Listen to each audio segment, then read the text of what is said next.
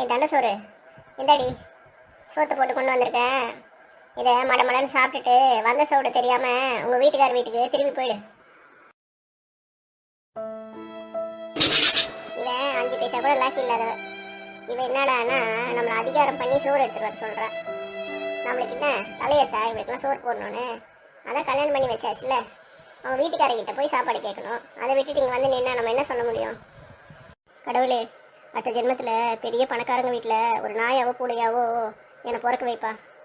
அது கூட சந்தோஷமாக நிம்மதியாக 3 வேளை சாப்பாடு சாப்பிட்டுட்டு இருக்குதுங்க. புகுந்து வீட்டுக்கு போனால் என்கிட்ட டவுரி கேட்டு என் வீட்டுக்காரர் என்னை குடும்பப்படுத்திட்டு இருக்காரு. சரி, அம்மா வீட்டுக்கு வந்து நிம்மதியாக இருக்கலான்னு பார்த்தா அம்மா இவ்வளோ பெரிய ராட்சசியாக இருக்கிறாங்க. என்ன தான் குழப்பம். இப்படி வாழ்கிறதுக்கு பேசாமல் இல்லாமே போயிடலாம் போல இருக்கு. ஏன் எருமை, ஏன் இப்படி விற்கிட்டு இருக்க? போய் ஒரு கிளாஸில் தண்ணி பிடிச்சி குடிச்சிட்டு சாப்பிடு. இப்படியே விற்க எத்தனை ஆயிட போகுது. அம்மா, நான் காலையிலேருந்து சாப்பிடாம இருந்ததுனால வயிற்றில் கேஸ் இருக்குது போல. அதாம்மா எனக்கு விற்கலாம் இருக்குது. நானே போய் தண்ணி எடுத்துக்கிறேம்மா. நீங்கள் போய் வேலையை பாருங்கள். சரி சரி, சாப்பிட்டு சீக்கிரமாக கிளம்பி போயிடு. நீங்கள் வந்தது யாருக்கும் தெரியக்கூடாது. அம்மா, வீட்டுக்கு போகிறதுக்காவது ஒரு 100 ரூபாய் தரீங்களா? ஆட்டோவில் போய்ட்றேன். நீ வரும்போது நடந்து தானே வந்த, அதேமாதிரி நடந்தே போ. அதான் கவர்மெண்ட்டில் ஃப்ரீ பஸ் விட்ருக்காங்களா, அதில் ஏறி போ, ஃப்ரீயாகவே போயிடலாம். என்கிட்ட இந்த 100 ரூபாய் 200 ரூபாய் கேட்குற வேலை வச்சுக்காத. அதுவும் 6 மணிக்கு மேலே நான் யாருக்கும் காசு கொடுக்க மாட்டேன். அம்மா, சாப்பாட்டில் உப்பு ரொம்ப கம்மியாக இருக்க மாதிரி இருக்குது. கொஞ்சோண்டு சால்ட்டு கொண்டு வரீங்களா? போட்டுக்கிறேன். சால்ட்டு கம்மியாக சாப்பிட்றது நல்லது தான். அதனால் ஏன் கஷ்டப்படுறேன்? நீ இப்போ சால்ட்டு போட்டால் மட்டும் நான் உனக்கு என்ன கோவமாக ரோஷமாக வந்துட போதா? இருக்கிற சாப்பாடை சாப்பிட்டு கிளம்புவியா? அப்புறம் பால் கம்மியாக இருக்குன்னு சொல்லாத. பால் கம்மியாக இருந்தால் அதில் கொஞ்சம் தண்ணி ஊற்றி கலந்து சாப்பிட்ரு. இன்றைக்கி நைட்டு பூனைக்கு ஊற்ற வேண்டிய பாலையோ நான் உனக்கு ஊற்றிட்டேன்.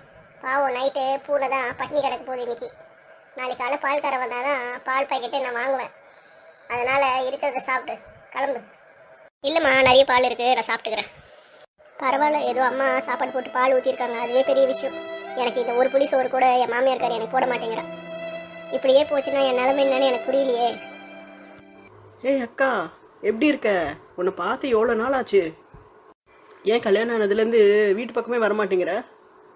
அது வந்துப்பா, நான் கூட நிறைய தடவை அம்மா கிட்ட அக்கா போய் பார்த்துட்டு வரேன்னு சொன்னேன். அம்மா என்னவோ நீ வெளியூருக்கு போயிருக்குன்னு சொன்னாங்க. எப்போ வெளியூர்லேருந்து வந்த? எனக்கு ஃபோனாவது பண்ணலாம்ல? என் ஃபோன் நம்பர் உனக்கு தெரியாதா? அது இல்லைப்பா, எனக்கு வீட்டு வேலையே கரெக்டாக இருந்தது, அதனால தான் ஃபோன் பண்ணலை. கல்யாணம் ஆகி மாப்பிள்ளை வீட்டுக்கு போனோன்னு எங்களெல்லாம் மறந்துட்டியா?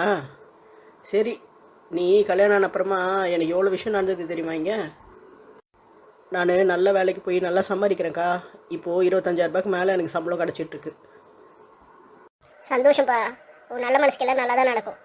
நீ தான் நல்லா படிப்பியே, நல்லா படித்து நல்ல வேலைக்கு போனதுனால உன் வாழ்க்கையும் நல்லா இருக்கு. நீ எப்பவுமே நல்லா இருக்கணும்ப்பா. சரி, பிளேட்டில் என்னத்தை வச்சு சாப்பிட்டுருக்க? பால் சாதம்ப்பா, அம்மா தான் கொடுத்தாங்க. அக்கா, அது தூக்கி அந்த பக்கமாக கடாசு. நான் பாரு பிரியாணியும் சிக்கன் 65 வாங்கிட்டு வந்திருக்கேன், இது சாப்பிடு. இல்லைப்பா, நான் திடீர் விருந்தாளியாக தானே இங்கே வந்திருக்கேன். நீ எனக்கு சாப்பாடு கொடுத்தனா மற்றவங்களுக்குலாம் பத்தாது. நீங்கள் சாப்பிடுங்க, எனக்கு பசிக்கல. அட நீ வேற, வெள்ளிக்கிழமை ஆச்சுன்னா 3 பேக்கெட் பிரியாணி வாங்கிட்டு வருவேன். அம்மாவுக்கு ஒன்று, அப்பாவுக்கு ஒன்று, எனக்கு ஒன்று. நான் என்னோட ஷேர்லேருந்து உனக்கு கொடுக்குறேன். அப்படியும் கூட வீட்டில் இருக்கவங்க சாப்பிட்றதுல மிச்சமாகும். அதெல்லாம் எடுத்துகிட்டு போயிட்டு அடுத்தலாம் அம்மா நாய்க்கு தான் கூட்டுவாங்க. நான் கூட சாப்பாடை வீணாக்காதீங்க, நம்ம வீட்டில் வேலை செய்கிறாங்கல்ல ராணி அக்கா, அவங்களுக்கு சூடு பண்ணி கொடுத்துருங்கன்னு நிறைய தடவை சொல்லியிருக்கேன்.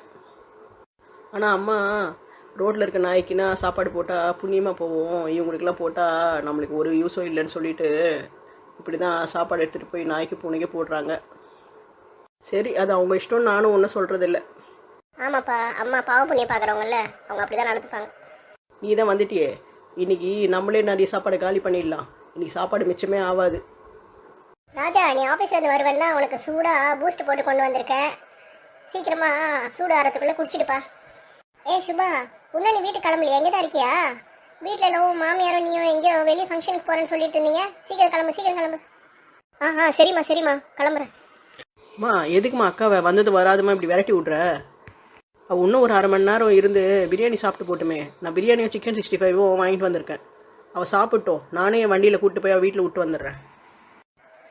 ராஜா, இந்த காஃபியை குடிச்சிட்டு சுடு தண்ணியில் போய் நல்லா சூடாக குடிச்சிட்டு வா. இப்போ தான் கீசர் போட்டு ஆஃப் பண்ணேன். நீ நாள் பூரா எவ்வளோ கஷ்டப்பட்டு உழைச்சி காசு சம்பாரிச்சு கொண்டு வரேன். நீ என்னடானா வந்த உடனே இப்படி பைக் எடுத்துன்னு எங்கேயோ போகிறேன்றியே, அதெல்லாம் வேணாம்ப்பா.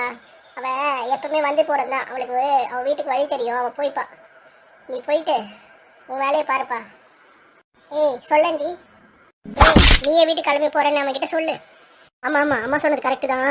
ராஜா, நீ வீட்டில் ரெஸ்ட் எடுப்பா. நாளைக்கு திருப்பி கிளம்பி ஆஃபீஸ் போகணும்ல. நான் பத்திரமா வீட்டுக்கு போய்க்கிறேன். எனக்கு வீட்டுக்கு போகிறதுக்கு வழி தெரியும்ப்பா. அம்மா, அக்காவே ரொம்ப மாதம் கழிச்சு வந்திருக்காம்மா.